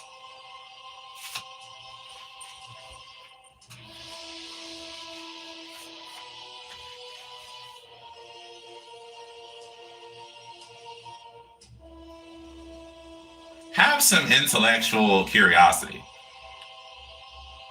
Have some intellectual honesty. Have some skepticism. Apply the same skepticism you apply to every other ideology you don't agree with to your own. And I'm not saying something that I'm not doing. I went from thinking that I was a Democrat to now believing and accepting, based on, I would say, a few years of some deep introspection and reading. I'm a communist. I'm a socialist working towards communism because I care about people, because I feel like people come before profit. Capitalism doesn't work that way. Capitalism's like, fuck people. It's profit first, profit really only, you know. So, fuck people, all people, children, old people, the sick, all of them, fuck them all. If it means coming in between my profit, like, yeah, that's capitalism for you. And just, bruh, come on, like, I ain't got time. And capitalism has bigotry, patriarchy, racism interwoven into it. Has for years, not just like modern day, motherfucker. Like, capitalism had this shit woven into it since its inception. I'm just saying, like, capitalism is fucking terrible. It was a step away, sure. It had its place in history. It was a step away from feudalism. But now it's time for the next step. You know, let's keep going. We're trying to get more freedom, more liberty for more people. Not just more and more and more and more money for fewer and fewer and fewer people. Which is all capitalism is doing. Like, it's just destroying us as a people because it's made us so hyper individualized, so atomized. So we segregate ourselves. Like, we do the work of the establishment. We do most of the work for them. I'm not gonna say most, but we do a lot of the work for them. We do a lot of the work on the behalf of them. If you've ever defended capitalism, you're doing the work for them. If you've ever felt like there's nothing inherently wrong with being a billionaire, you're doing their work for them. If you feel like Democrats are the problem, if you feel like those Trump supporters are the problem, if you feel like woke ideology is the problem, if you feel like godlessness is the problem, too much God is the problem, Black people are the problem, white people are the problem, immigrants are the problem, you're doing the work for them. You're doing the work for them. If you thought any of that, you're doing the work for them. You're dividing yourself. We're segregating ourselves. When the overarching thing we all have in common is that we are all the proletariat. We're all the working class, all of us. This is it. We're all in this basket, but you want to keep separating us out of the basket. This is where our power lies. Our power lies in the strength of our numbers. But if we keep finding ways to kick people out of the group somehow, then all we're doing is diminishing the strength of our power to the point where it's non-existent, which is essentially where we're at today. Because not enough people realize their position in this country, in this world, in this neoliberal capitalist order, that there are only two things that matter. That is it. Left or right doesn't matter. Black or white doesn't matter. None of that shit matters. There's only two fucking things that matter. You are either the rich and powerful capitalist, or you're not. You're either in the owner class of the bourgeoisie, or you aren't. That's all that matters. Because the bourgeoisie, the owner class, the establishment makes all the decisions. You don't make any decisions. You live with their decisions. You're not a decision maker. Therefore, you're just one of the people who get left with the decisions they make. You don't even have a way to influence their decisions because you don't make enough money. You don't have enough power because you need both in order to influence their decisions. You need money and power. So just having money ain't enough. You got to have power and associations and whatnot and connections. The right kinds, not just, And it's like, if you ain't got that money and power, then you get no respect. Zip. Your opinions, your wants and needs, your liberties and freedoms. That's exactly what they think. They don't give a fuck about your liberties and get the fuck out of here. Your liberties and freedoms can suck my cock. All that matters is my rich friends, we owner class establishment types in Washington and around the country. Not all the rich people in the country are in Washington, obviously, But if you're crazy and out of your fucking mind, if you don't think that these corporations that you think are woke or not woke, pick a corporation that you think supports right-wing ideologies that doesn't also donate money to the left wing, to woke corporations in your mind. Because I'm telling you, all these major corporations will donate to whoever will do what they want for their corporation, for their interest. If the Democrats say they'll do it this time, then that's who gets the money. If the Republicans say they'll do it, then they get the money. Because corporations don't give a fuck. There's no such thing as a woke corporation. You fucking out of your skull if you think there's a corporation that is woke. Woke in what sense? What, because they put black people in their commercials? So what, you think they give a fuck about black people now? Because they put women in their commercials, fat women in their commercials, gay, trans people in their commercials, so they're woke now? What, because they give a fuck about fat women or gays or trans people or their causes? Is that what you think? Like, get the fuck out of here. They're just using these people's images to get those people who are represented by these people to spend money at their corporation, because that's all that fucking matters. They don't give a fuck. Yeah, sure, they'll put Black Lives Matter up on their Facebook page. You think they're giving a fuck about Black lives? You think they're actually doing anything with their power and money to affect positively the lives of black people? Because you're fucking out of your mind if you think so. Like, yeah, there's no such thing as a woke corporation. Get the fuck out of here. They will pander to whoever they need to get they to come spend money at their corporation so that they can get more profits. So if you ain't doing that, then you stupid. You just not a good capitalist then. You supposed to be out here exploiting shit. Not supposed to actually give a fuck. You just exploit the people in those communities to get them to spend money with you. Maybe promote your business. It's like, oh, this company cares about women. This company cares about the gay community. This company cares about black people, poor people. This company loves immigrants. Yeah, so you'll give them good publicity so people in those communities that you just spoke of will then go and spend money at their corporation.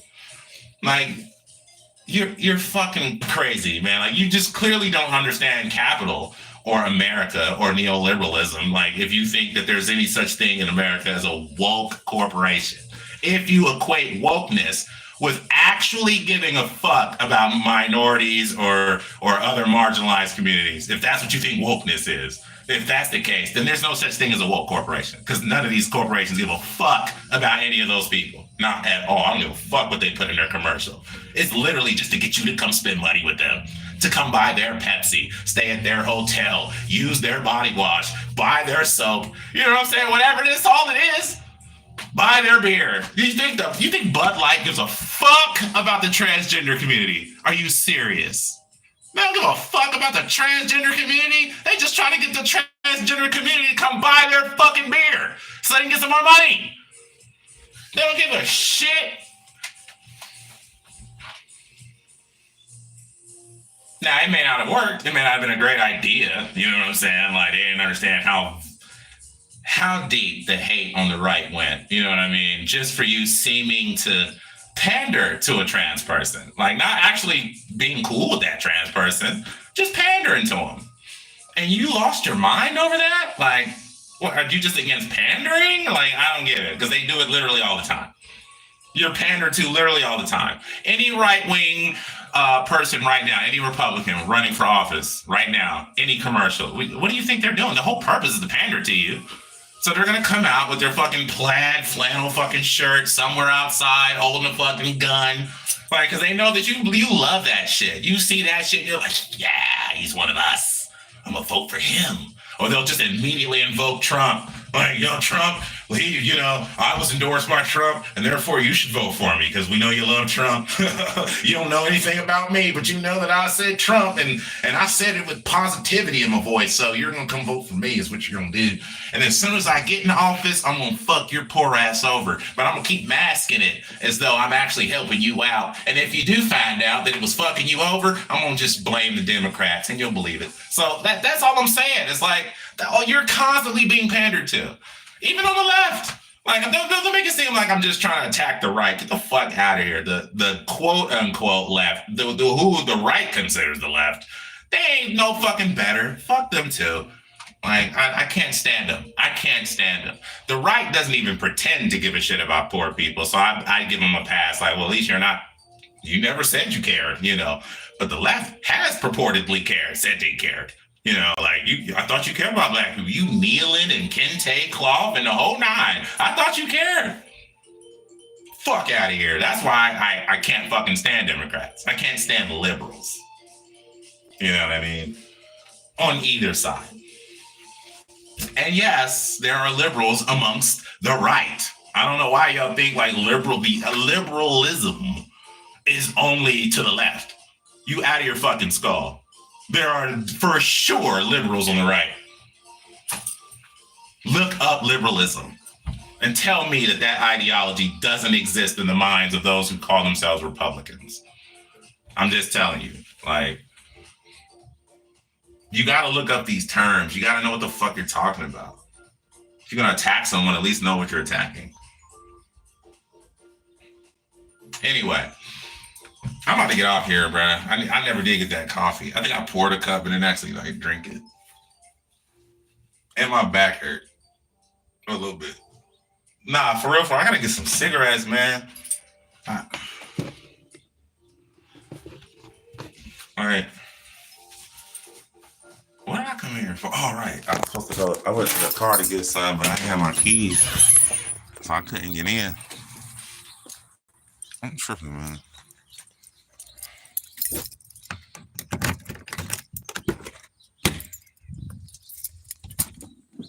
Somebody was trying to say, like, your car look nice, bro. Your priorities just fucked up.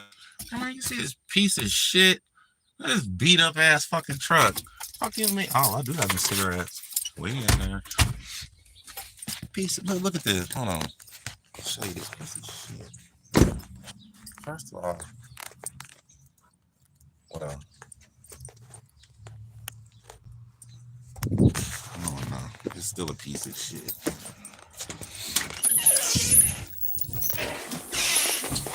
Somebody's like, you got a nice ride. I'm like, motherfucker, no the fuck I don't. That is a 2004. A 2004, son. That shit's 20 motherfucking years old, son.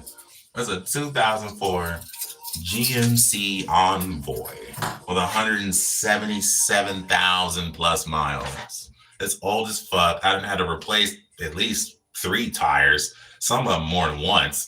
You know what I'm saying? Because I'm broke. Like, I can't buy a whole set of tires at once. I got to replace the one that's fucked up with another used tire. You know what I'm saying? So I had to do that a couple of times. Of course, oil changes or whatever. But now I think I got like a leak in my old gasket. I don't know how to do that shit. You know what I'm saying? I'm not good on working on cars. I'm just keeping it real. I'm not a car dude. You know what I'm saying? Like, I could change the tires, that's it. You know, I can jack the motherfucker up and put another tire on the motherfucker, but that's about it. I can put the fuels. I know where the fuels are. You know what I'm saying? Like, I know where the brake fluid is and where it goes.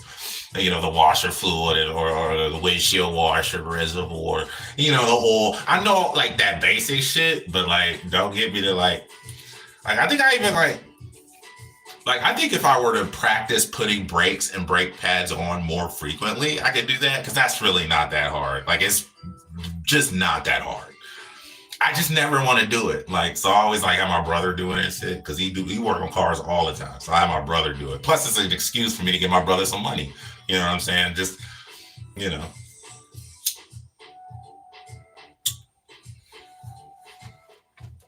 But yeah, so it's a piece of shit. Like that truck. And then every time I drive it, like I'm on my way to work or while I'm at work, like if I get a break and I'll go to like Speedway or whatever, get some coffee. Sometimes just on the little, it's not even 10, like it's just literally out of the parking lot and around the corner. That's literally where Speedway is.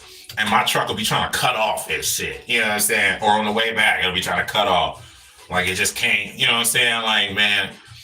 But then I'll notice like it'll work a little better because I know I got an oil leak. You know what I'm saying? Like where you put the oil at initially, like in the engine or whatever, like that part.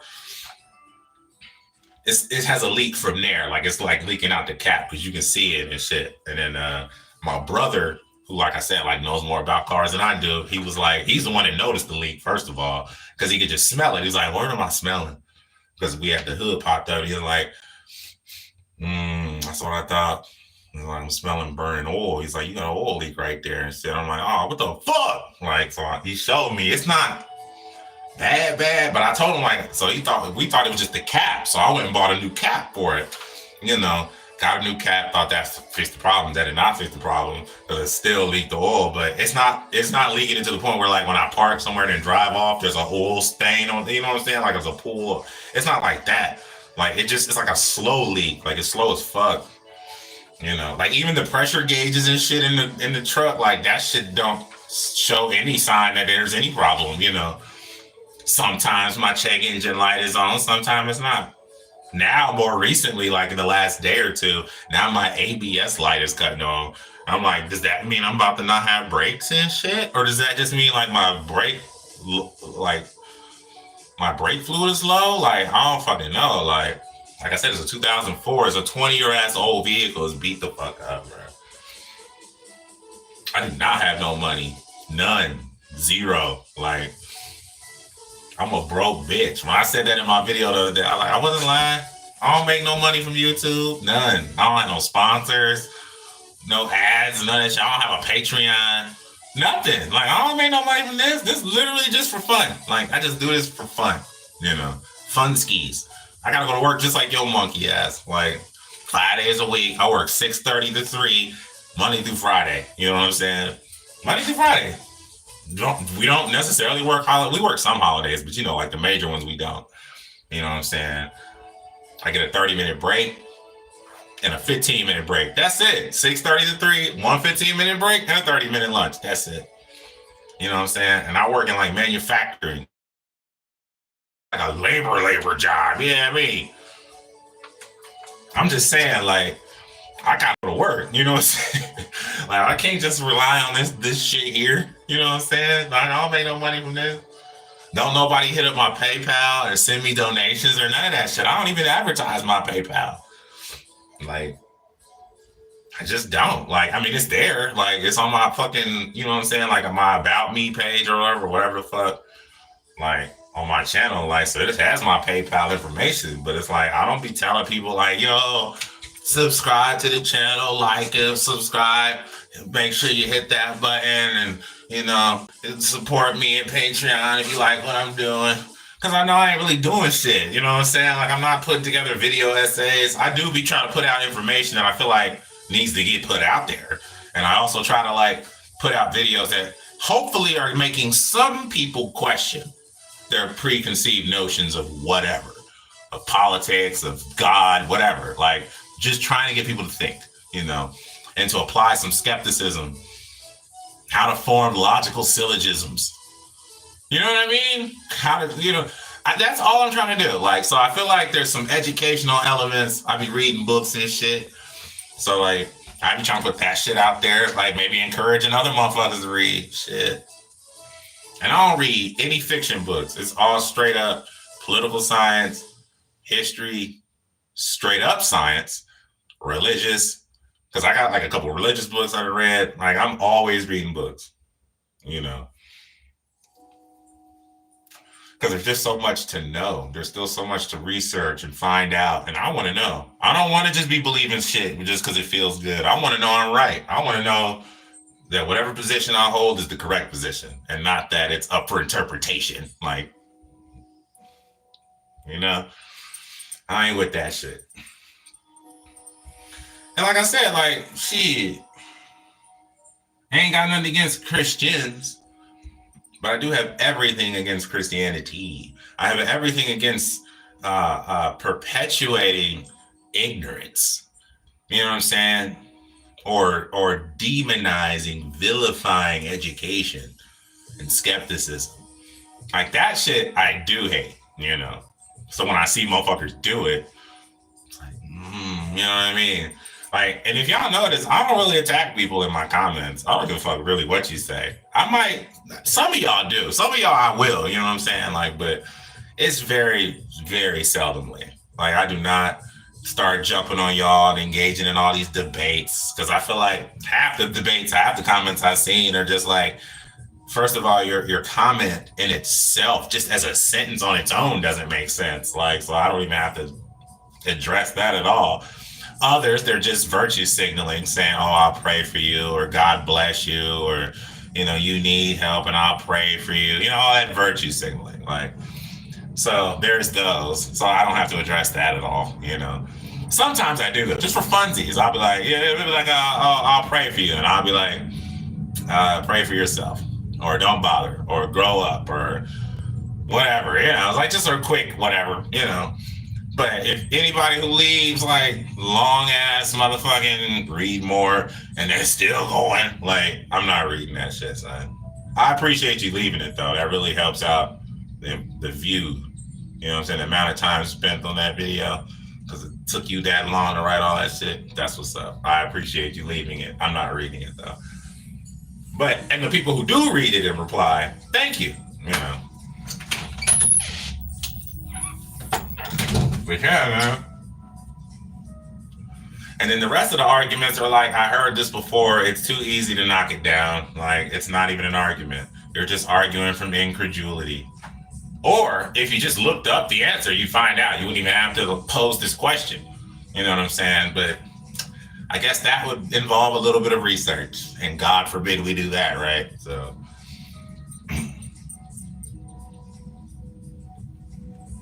So yeah, I'm gonna always attack Christianity. It's just too fun to do, and it's easy to do because it's so fucking absurd. It's like children who still believe in Santa Claus. It's like when the rest of us have grown up, we're like, bro, are you serious right now? He sees you when you're sleeping. He knows when you're awake. He knows if you've been bad or good. So be good for goodness sake. Everything you just said before goodness sake doesn't imply that I should be good for goodness's sake. Sounds like I should be good for my own sake because I don't want to not get whatever's coming to me, be it heaven or presents on December 25th. You know what I mean? Like, no, you just basically threatened me. Like, I see everything you're doing. I know what you're doing at all times, whether you're asleep or awake. So I'll know if you've been fucking up or not.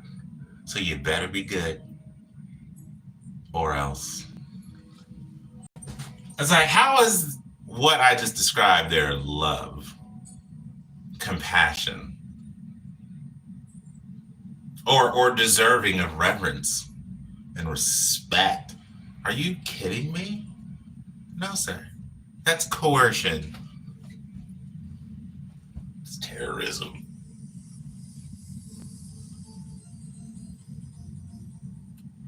No, sir.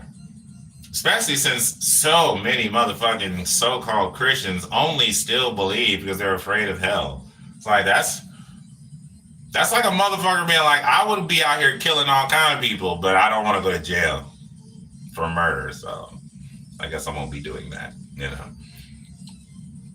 It's like, but if that law didn't exist, you would for sure be out here murdering people left and right.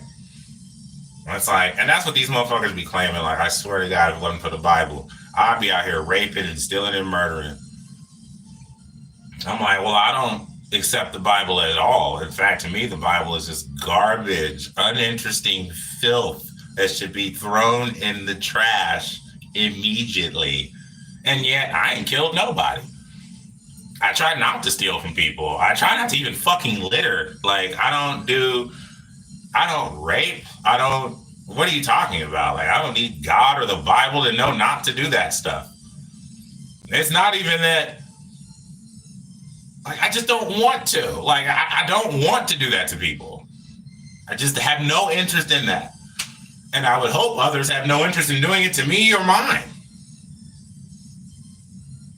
But if you feel like you need a God or whatever belief or a Bible to keep you to be a decent human being, well, then so be it. But just keep it to yourself, you know. Don't be out here legislating and shit, talking about women can't have autonomy because my God says this. Like, well, fuck your God, first of all. And why are you trying to legislate and vote based on what that piece of shit book says? I mean, there's other better books to base your vote off of. Like, why hang your hat on this one? It's not even that good. I challenge you to accurately pronounce every name in the first in the book, in the whole Bible. Accurately pronounce every single name ever said in that book. That has nothing to do with anything. I just think it'd be a fun challenge.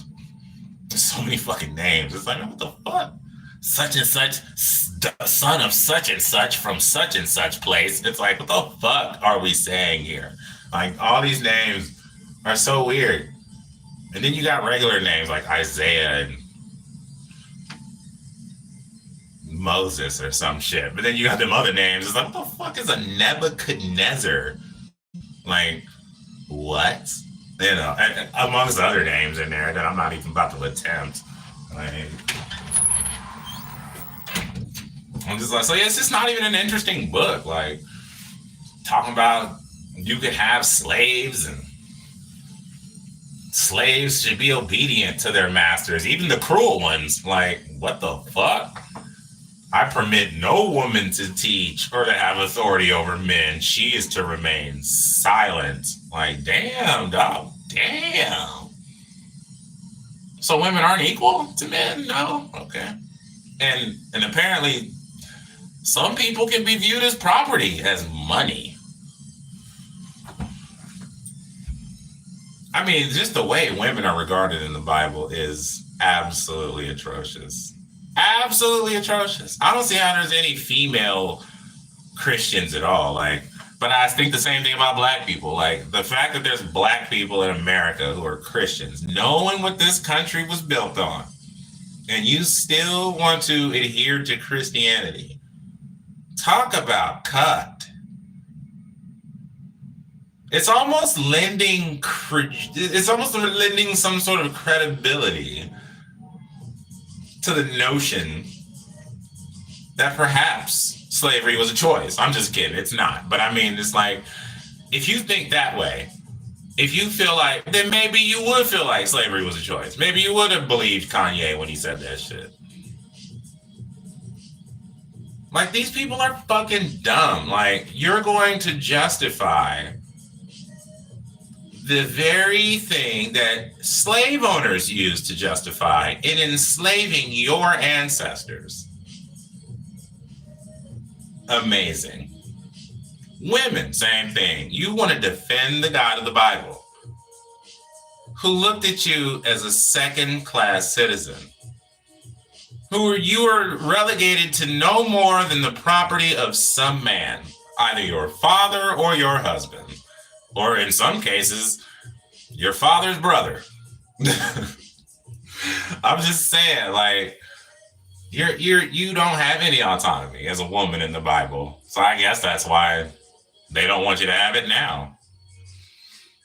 Christians, that is. Christian nationalists, Christian evangelical, that is. I see why so many Christians are quick to defend slavery if they're white. But if they're black and they're still, not only are you aware that slavery's in the Bible, but now you of all people try to defend it. Like I defend every other wild claim in the Bible, but the slave shit should really hit home. You were the heathen that surrounded the Jews, from whom they could buy and turn into slaves. Yeah. But yet you want to defend that shit. Like, that's not what it was. It was indentured servitude, as if that was humane. Granted, it's more humane than chattel slavery, but it's still inhumane. It's still immoral. Just stupid. Stupid. I'm telling you, man, that Bible, bro, like, no child should read that shit. No child. Not if you give a fuck about their mental health. Like, no, sir. Bible is absolute disgusting filth that should not be exposed to children. And that if adults want to read it, it should be, it should be allowed to be read by adults. Like, if you want to read it, go ahead. But by no means should we be trying to act like any of the shit in this book is facts. Like, get the fuck out of here. I like how they say, like, like other atheists, how they be like, motherfucker, just because certain shit in the Bible was true don't mean all the wild ass bullshit claims were true. I mean, yeah, sure, New York City exists, but that doesn't mean Spider-Man was real and there's a motherfucker slinging webs and green goblins and all that. Like, no, motherfucker, just because certain shit's true doesn't mean everything is true then. Fuck you mean? Like, the fuck out of here, dog. Anyway, that's all I got. Thanks, everybody. If you came in here, because I know I didn't really speak to anyone, but I appreciate everyone who showed up, and I appreciate the likes. You guys are fucking awesome, and I'm about to like go prep and make some more content for you fucks. I love you fucks. I'm gonna holler back. Peace out. How do I end this motherfucking video? All right, the X at the top. I might be forgetting. I suck at